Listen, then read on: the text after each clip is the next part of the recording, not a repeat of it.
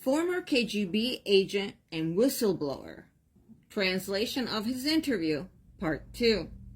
We're at the point where he is describing the Anunnaki portals, because he says that they have this unique and sophisticated way of transportation, where instantaneously these portals that only they can see move them thousands of miles away. It is speculated that there are millions of these portals on Earth, and the Anunnaki themselves had made them previously. When they say previously, we're not talking about the thousands of years ago when they were here last time. He's talking about recent years. They have been here prepping to come out for at least a dozen years now. These portals could technically even bring them back to their home planet.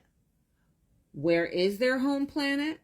Based on their intelligence, they are saying that they come from the 5th and 7th planet of the Nibiru system. Now this is news to me, since in the Anunnaki Chronicles and Scriptures, we were told and taught that Nibiru is the 12th planet of our solar system. They could have lied to us, by all means. So let's look into this. The interviewer asked, how did the Ministry of Defense in Russia come to find out these things? And he says, because they told us. I will talk about that later. He's focusing on that we need to find their weakness, because regular firearms do not work against them. It is just like watching the movie of Superman or these superheroes, these extraterrestrial superheroes that are bulletproof. What a coincidence, huh? Allegedly, the Russian survivors have reported that they have like an armor that is impenetrable. I don't know if it's their skin or real armor. They say that at one point they captured one of these beasts. Their top scientists tried to interrogate him with no result whatsoever. They could not understand his language. It was an unknown language. So interrogation was not possible.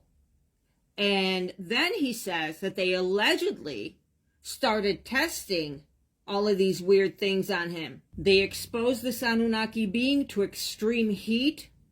He does not say what the result was of that. And then he goes on to say that they exposed him to extreme cold acid. So they're clearly doing some horror movie monster testing. And after months of them testing on him, they discovered that certain frequencies hurt the Anunnaki. These frequencies cause the Anunnaki to feel severe pain. Literally, they fall to the ground. I can only imagine this testing that they were doing. So they can be put down with energy-based weapons like lasers.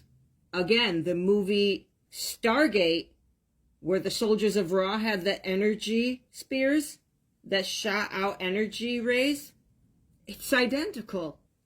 So then Russian scientists concentrated on making these energy laser weapons potent enough to defeat and take down an Anunnaki.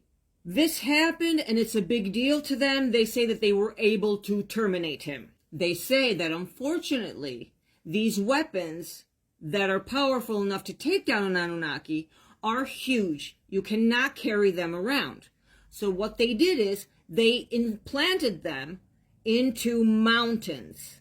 They made 300 versions of these weapons, but nothing that can be carried around is strong enough to take them down. Not even the smaller Anunnaki. They've made some progress, but nothing that can terminally off them. And certainly they have not figured out how to find any hand weapons that can take down the taller one. That just seems to be impossible for now. Now the reporter says, but if you said that communication with the Anunnaki prisoner was impossible, how did you find out all of these things? And the guy says, I only said that the one that we imprisoned, that we captured, was speaking his own language and not able to communicate with us. He goes on to say, like I said, we have had many encounters with these creatures.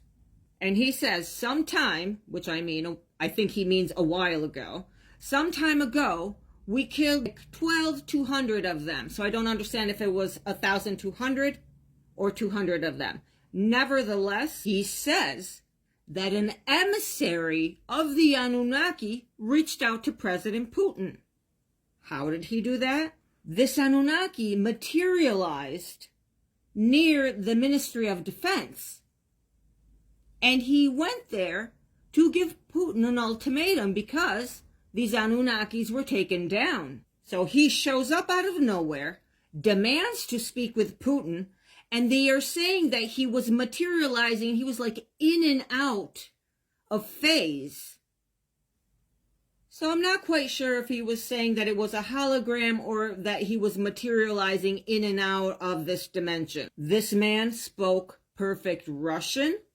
He was 4 meters tall, which is between 10 and 15 feet. He had a very pronounced bone structure to his face. It was very chiseled. I don't know the name of this former Russian agent of the KGB, but I would love to interview him myself. Nevertheless, this is outstanding news. And most of all, it has so many similarities with what happened here at Area 51.